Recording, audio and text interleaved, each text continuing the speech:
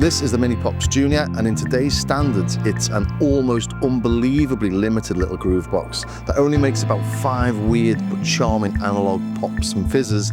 I hesitate to call them drum sounds, and it can't even play in time. It drifts, nothing's on the beat. If it was a drummer, it'd get sacked for being too sloppy, but it's because of all that, it's absolutely packed with vibe and character, and as a package, it does sound fabulous.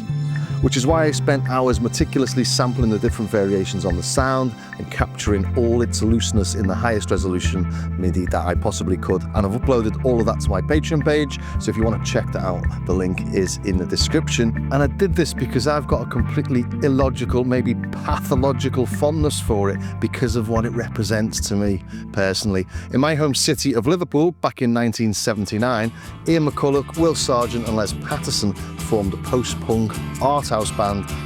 Can I call them art house? I think so. They had influences from the Velvet Underground, the Doors, and that whole New York art scene of the late 60s and early 70s.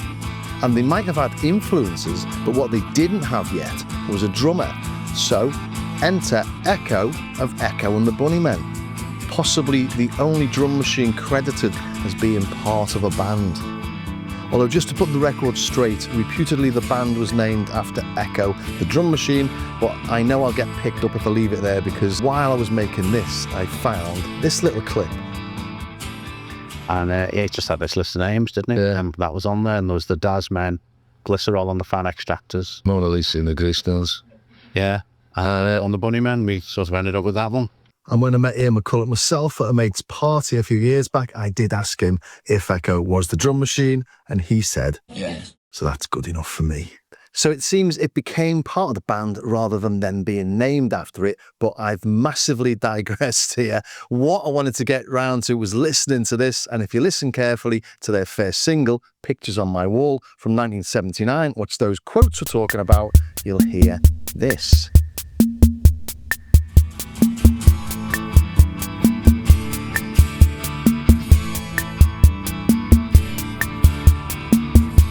And the timing drifts so badly that's as long as I could keep it all in sync. You might not believe it by looking at this, but this was one of the later and more budget models in the Keo Electronic Laboratories Minipops range, which we now know as Korg. These machines weren't programmable. You just picked the preset rhythm, a rumba, a bossa nova, a foxtrot, and off it went. Originally intended for the home organ market, they do have a certain wonderful cheesiness about them. But when it came to the Minipops 7, they became quite cool.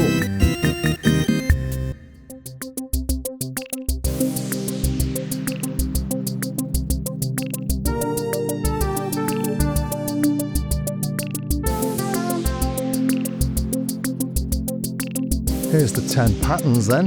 Ballad, cha-cha, Latin beat, rock 1, polka, waltz, mambo, bossa nova, rock 2 and foxtrot.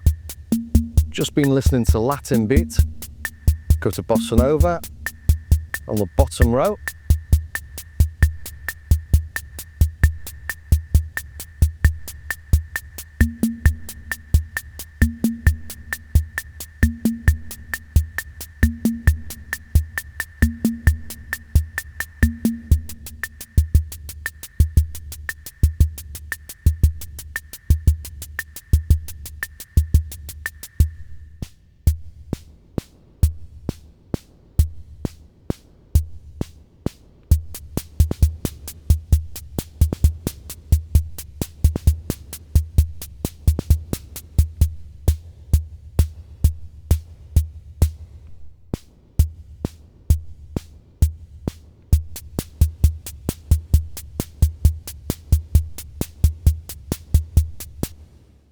And it's not quite as simple as it might seem, because we can play 2 together.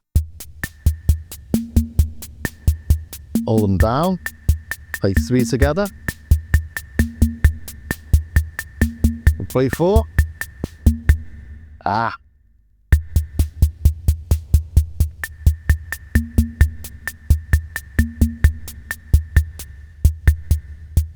Now, I can't get 4 in, but definitely get 2 and 3.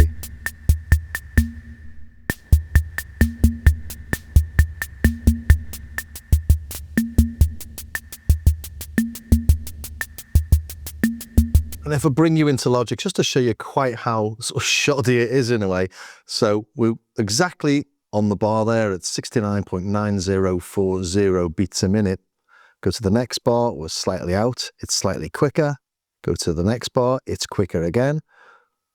Go to the next one, quicker. And now it's slower, so it's sped up, and now it's slowing down. So you can see why I couldn't sync to that Echo the Bunnymen track for too long. But if we come into these, let's take a look at that one there. This is the ballad. Looking at the actual parts then, I've created MIDI tracks, literally coming into these and getting them as accurate as I possibly can. And you can see on the grayed out bottom one where the quantize would be. So if I quantize this to division, that's how out it is. So that'll be right on this bottom one here. And this is how much discrepancy there is. Let's choose another one because that's in triplets actually, so it's a bit more difficult to see. Let's try the bossa nova. Even though the tempo knob was left in the same place to record all these, you can see it's completely out of time. Let's try and get that in time now then.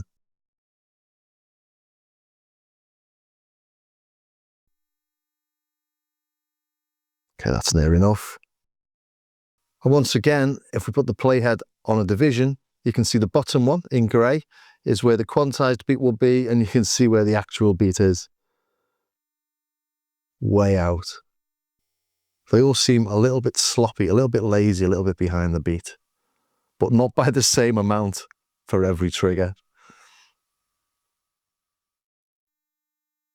Have a quick listen then.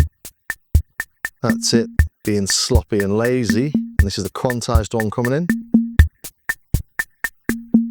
So you can hear there's a fairly large difference. And this probably sounds a lot cleaner and crisper to a lot of you, which of course it is, because it's perfectly in time. But there is something nice about the lazy one. Because of course the lazy one's still got the swing, but it'll stay in time over a number of bars, well, over the whole song. Adding another track of the samples then.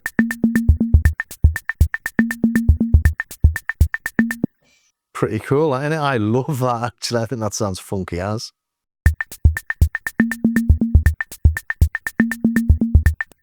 And those samples, even though there's only 5 sounds as it were, are slightly different on each of the beats. I did measure it as well. I got so geeky, I did take a look at oscilloscopes and the like. Let's find Rock 2, because this shows it quite obviously. If we listen to this,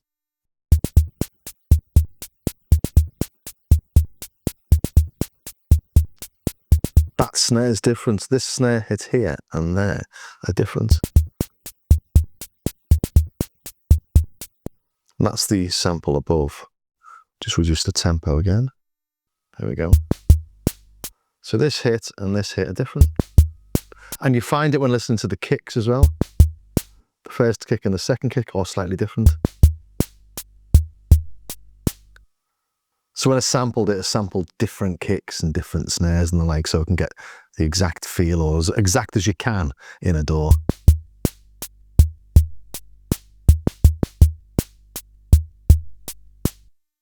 Even those little hi-hat things, those little shakers, are slightly different on some hits. And I don't know if that's on purpose, or if it's just a result of components interacting with each other. But it all adds up to it sounding really nice and organic. Well, I hope you enjoyed that trip down memory lane. I really enjoyed making this one myself. If you did, please do subscribe, ring the bell, and do all those sorts of things. Check out my starskycarr.com website. Oh yeah, and if you're on Patreon, obviously you can get access to the samples and MIDI files from this. And as ever, thanks very much for staying to the very end, and I will see you next time, maybe with something more modern.